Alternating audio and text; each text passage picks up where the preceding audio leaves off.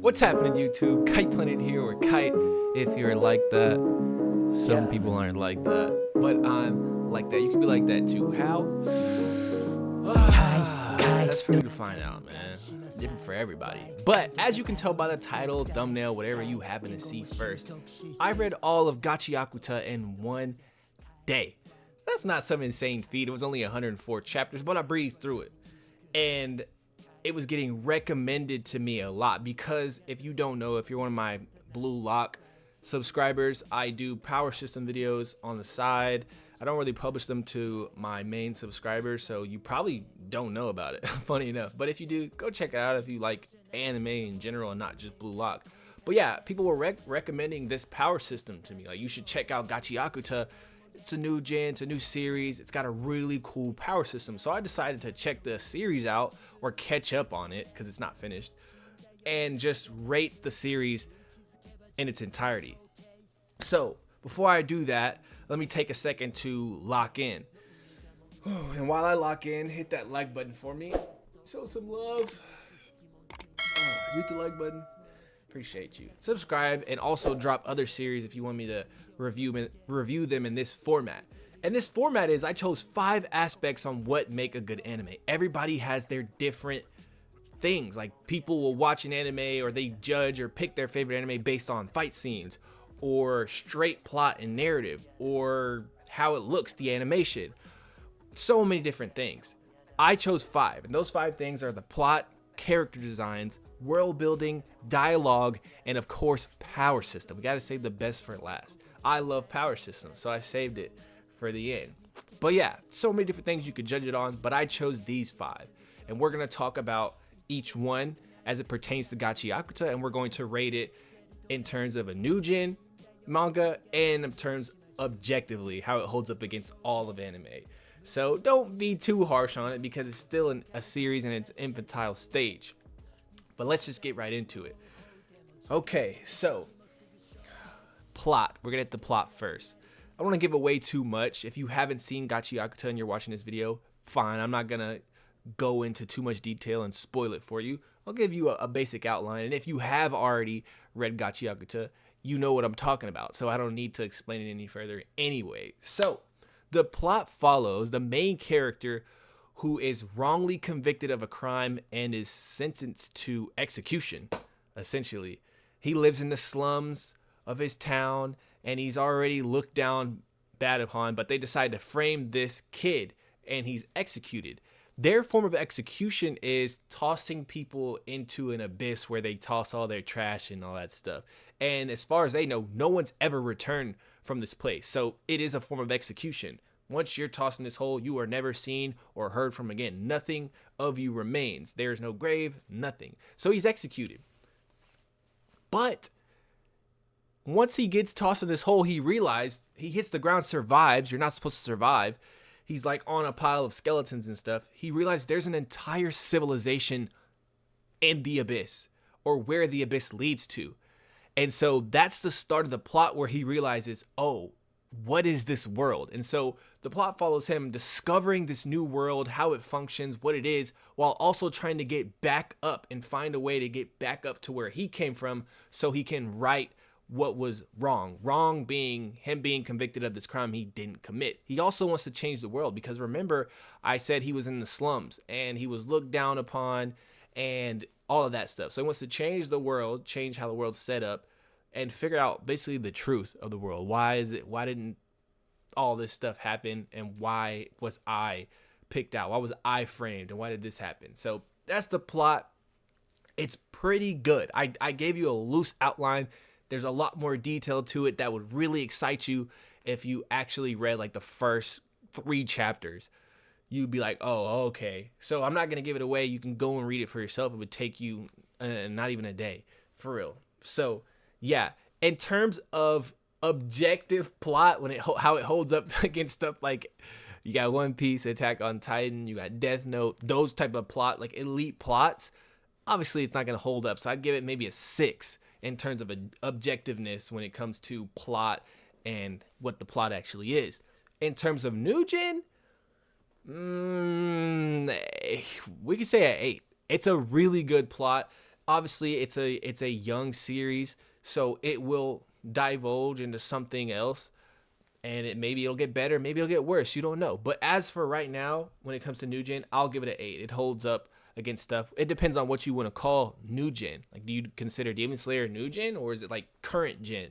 Because it's at its end. Same with like JJK, My Hero. These things are all ending, so they're gonna be like, they're current gen. They're not new gen. If you want to say JJK's new gen, I mean, I guess you can. But we got to really decide how long an anime is new gen and current. That's a different topic. But I'd say it's an 8. It's got a really good plot. So, yeah. 6 for objective plot and 8 for, like, new gen anime plot. Now, let's move on to character designs. Listen to me. This series has some of the best character designs I've ever seen in all of anime. Not only the designs themselves, but the diversity of characters they have. Normally, most anime will have like all the characters look the same. They all have like fair skin, pale, straight hair. They have the same like hair texture and all that stuff. This series, and I'm not saying I need to see diversity in anime. I don't need to. I don't care. To be honest, it doesn't make the series worse for me if it doesn't have it. But if you can incorporate different like diversity, like there's black people in there, there's white people, there's people who are lighter, people have different eye shapes, like the designs are really different.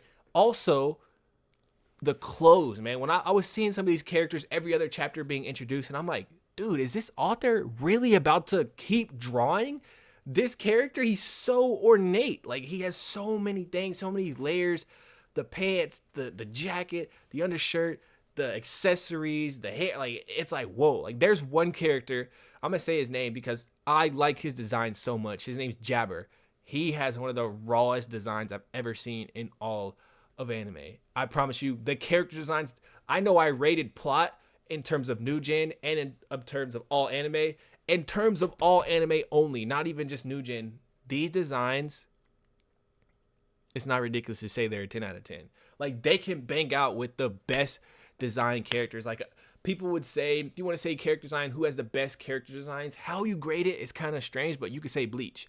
You could also say One Piece because they're extremely diverse. You have slender people, big people, giant, like there's so many different things, tall people, short people. So in terms of character designs in that diversity, you go One Piece. In terms of cool, aesthetically pleasing and who looks raw, who looks cold outfits, you could say Bleach. So there's different ways to put it, but this series, it has both. And the clothes are clean, everything's clean. The character designs are a 10 out of 10, I promise you. It gives me Bleach, One Piece, or not, it gives me Bleach, Soul Eater, Fire Force vibes. And you know how dripped out Soul Eater, Bleach, and that type of stuff is. So trust. You love character designs and that's why you read stuff or watch stuff. GACHIAKUTA for you, my friend. So that's it for the character designs. I have nothing but praises to sing for character designs in GACHIAKUTA. Now let's hit world building. When it comes to world building, there are different ways to build a world. There's physically, like if you think of One Piece, you have the North Blue, South Blue, West Blue, East Blue, Grand Line, Marijois, Paradise. The world building is excellent. And then you have all the islands. They also represent like places on real Earth. So like Alabasta is kind of like Middle Eastern. And then you have Dressrosa, which is like Spain, and the people talk differently and they look a little differently. That's excellent world building. In terms of objective, best world building in anime, you got to give it to One Piece. You may prefer a different one, which is fine. I prefer a different world building. My favorite is not the best, but One Piece is the best. It's no doubt about it. So this series, they have, like I said, he fell from a world into another one. And the people down below know about the people up top. But the people up, obviously, because trash and people and humans are falling down there. So obviously there's people up there. There's a civilization up there. The people above have no, for the most part, common knowledge. The people down below, they don't even know they're there. They have no idea, for the most part, that those people are down there. I've read 104 chapters, and there's nothing that leads me to believe that the people up top know the people down there exist. At least the common folk. And there's still a lot of stuff to expand upon. And you never get to see a full shot of how it looks. So up top, you see just like this black hole, and that's it. You don't see the connection on if it's like the Earth and then like a floating island or a satellite planet. You don't get to see that. So I think they're purposely keeping it ambiguous so that later on they can do a big reveal. So you just I'm telling you this because you don't know, you don't get to see it. I'm inferring this. There's some sort of floating island or planet or something that is above, and there's the groundlings, right? That's what they're called. People live on the ground, and I think they call the people above spherites or sky people. I read 2 different translations, and I'm kind of confused, but I'm gonna say spherites because it sounds cooler. The spherites are the people in the sky. The main character is a spherite. He's a fallen spherite, and the people on the ground are groundlings. So we got to see the connection. They're all humans, so they had to have coexisted at one point in time, and so that's what it's opened up. The world building is opened up amazing in the series from the beginning. There's so many different things that you need to explore. And that's for the physical part. There's also like the structural part where you have different groups and factions. So you have a group called the Cleaners. You have a group called the Raiders. You have information brokers. You have like this guard, the Hell's Guard, the people that keep the humans in check. And so there's so many different factions and stuff like that there may be even more. They expand what's the power dynamic, who's at odds with who, who's friends with who's cool with who's not, what is everyone's purpose, how far does their reach and power extend, what autonomy do they have, who does who govern. Like, there's so much world building. The world building is excellent. I would give it a 9 out of 10. 9 out of 10 world building. Obviously, it's young, but if it continues at this pace and it gives us, eventually tells us what we need to know, what it's presented us with, it'll be a 9 out of 10. But you have stuff like My Hero where it's like the series is about to end. It has like one more chapter. We never got to see any of the heroes from any other nation. They just told us, oh yeah, every nation on the planet has its own heroes and a number one hero. And we never even got to see them in action or do anything besides like Star and Stripe. So you don't want to do that. That's an example of bad world building. And it's fine, but you don't give us that information and then just like do nothing with it. That's an example of bad world building. If they give us what we want to know, what they tell us, what they present us with, and expand upon it, it will be a 9 out of 10. Objectively, in terms of all anime, because having another world, it's really good. Trust. World building is really good. Let's move on to dialogue. I like the dialogue. It's very modern. You can't have people going around talking like Vegeta all the time, or characters that really speak elegantly all the time. They use big words and everything's a speech. You can't have that all the time. It's not realistic. In reality, if someone were to do that, you'd be like, bro, shut up. What are you talking about? I'm not trying to hear all that. And when you're watching it as a form of fiction, as entertainment, it's good. But it's also good to see something you can relate to. Like when characters are cursing, like we do, and saying like the F words and B words and all that stuff. And you're like, like that's funny because he kind of sounds like us, like how we sound in the classroom or in the locker room or wherever. That's cool. They have that type of, speech pattern. And also people have different speech patterns. Some people use slang. Well, they'll mix words together and say, or don't ya. And so they have people that do that. And I think it's cool that each character has their own style for the most part. And that's pretty good. So it's a solid 7, 8 out of 10 in terms of dialogue. The dialogue isn't bad. It's not super like out there. The dialogue in something like Blue Lock is ridiculous. It is so over exaggerated. No one talks like that ever. It's not relatable at all, not in sports, not in everyday life. I'm not saying it's bad, but it's completely ridiculous. Like it's a 4 out of 10 for me, 3 out of 10. I don't like it. It often makes me feel uncomfortable because I'm like, bro, no one talks like that. No one says that. No one would ever say that. Only if they did say that, everyone would be like, that dude's weird. And then you just have a group of people all talking like that. So yeah, the dialogue is a 7 out of 10, 8 out of 10. Pretty good. Now let's get to the power system, of course. The most important part for me, if you know me. For my people that follow me and subscribe to me for my power systems, shout out to the person that recommended me this. Several people did. Troy, Catfish Troy. I can't even remember. Troy the Catfish. You know who you are, bro. You comment on every single one of my videos. He suggested this. A couple people in the Discord also suggested this. So let's get to the power system. Obviously, I'm not going to tell you what it is, clearly. But we all know there's only one power system in all of anime that holds the #1 spot.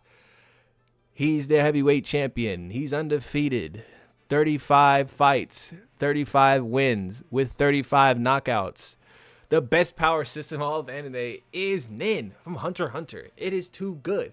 But I say that to say the second place spot is wide open. And it may not be to most of y'all. Whatever you grade your power system on, that's fine. And like a lot of people want to throw Cursed Energy from Jujutsu Kaisen in that second place spot because the abilities are so good. They have really good abilities. They are sort of like Hunter x Hunter, but they're on steroids where they can do all types of weird shit.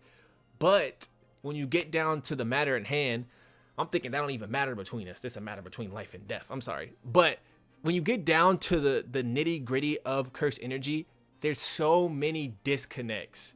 The person that only really makes sense when you think about their powers is, and it's the person y'all complain about the most. I don't know. Listen, I read Jujutsu Kaisen every single week. I'm a Jujutsu Kaisen fan. For the true fans where your favorite series is Jujutsu Kaisen, you can let me know down in the comments. Are the people that claim Sukuna as like has this super massive plot armor, are they really the JJK fans, like the true fans? Are they just the outsiders who just like they casually watch it? Because Sukuna's power is really the only person who like truly is like, it makes sense. Everything he does makes sense. It makes sense why he's as strong as he is. His use of Cursed Energy, cleave, dismantle, like it makes sense. He's shooting invisible Cursed Energy. It's slicing you up. All that stuff makes sense. I say that to say there are a lot of other powers that don't make sense. Like, explain to me how Boogie Woogie works. Oh, he claps his hands and trade places with something? How? Where does the Cursed Energy come into play with that? How is the Cursed Energy doing that? You can't explain it to me because it's not explained in the series and it doesn't make any sense. I'm not saying it's a bad ability, but I'm just saying you can't give JJK that second place spot when many of the abilities don't make sense. Like, how is Takuba warping? He just has powers of all fiction, Toon Force, basically. It doesn't make sense at all. Cursed Energy, how is Cursed Energy doing that? Rewriting reality when in itself it is not even necessary for humans to live. Like, for in Hunter x Hunter, if you don't have aura, you die. It is a part of the world. If you don't have chakra, you die. It is a part of the world. I don't know if you die without chakra because chakra wasn't always there. But anyways, in Hunter x Hunter, you need like the Nen. You need aura. If you don't have it, you die. It's your spirit energy. If you take Cursed Energy out of the world, it is not necessary. It's just an accumulation of negative energy that becomes a power source. So how is it warping reality? You can't explain it because it doesn't make sense. It is never explained. So I won't give it the second place because of that huge gap. There are other power systems that may be simpler that could fill in that second place. But to me, I don't even know what it could be. This power system, if it continues the way it is, will solidify and take that second spot. I promise you. It is well thought out. If they tweak a little bit more stuff, make sure they explain a few more things, how this works and how the main character power works, because obviously the main character has to be unique in some form or fashion. He is. So they need to explain how he works, how he's able to do what he does. And if they continue like that, it'll be in contention for second more than any other thing. Like, it will have first dibs on that second spot, in my opinion. So yeah, you can let me know if you. So that makes it a 10 out of 10 power system for new gen anime. It is a 10 out of 10. I promise you, if you truly value power systems, of course the abilities are not like, they're not like super crazy like Curse Energy, like Jujutsu Kaisen. They don't have super fancy abilities as far as I know. The series still young, but it could change. But they don't have stuff like that where people are shooting balls of energy that erase matter. They don't have stuff like that. But that's just one aspect of a power system, having super cool abilities. When it comes to super cool abilities, JJK is, you could say, is damn near number one. I don't know. But in terms of functionality and just how it applies to everyday life for these people and who can get it, who can't, how do you use it, how do you train with it, this could be up there. Of course, I'm not going to say it's getting the second spot right now because there's still a lot of stuff it lacks, which I'm not going to get into right now. Maybe later when the series matures a little bit. But yeah, 10 out of 10 for a new gen power system. I think of a new gen power system that's better. Maybe Kagurabachi. But they're kind of, I wouldn't say they're equal. I would say Gachiakuta edges out Kagurabachi because Kagurabachi, like, it's not even explained. We don't even know what Chihiro's power is. Like, everyone has their own sorcery. He uses just the enchanted blades, but different story altogether. Yeah, 10 out of 10 for the power system. So overall, if I have to get this series and rank it out of the new gen, I'm giving it I'm putting it up there just below Kagurabachi. Kagurabachi's hidden, I'm not gonna lie. So yeah, it's up there. I'll give it a 9 out of 10. It may be one of the best new gens if it continues at its rate. But yeah, a couple critiques I have with it are, should I even get into critiques? I don't know. I can't critique it because it's not a complete series and there's not enough of it. I'm not going to critique it. But yeah, let me know your thoughts. Drop a series that you would want to see me review in this style. And even if you haven't read it or watched it, give it to me. I'll read it because I got time, and then I'll get back to you. If enough people like your comment or it's like, hell yeah, I agree. Like if something gets like 100 likes or some shit like that, I'll be like, all right, might as well check whatever this dude set out. So yeah, leave a like, comment, subscribe, and as always, I will catch you in the next one. Sensei. 君の気持ちを大事にしなかった私の頭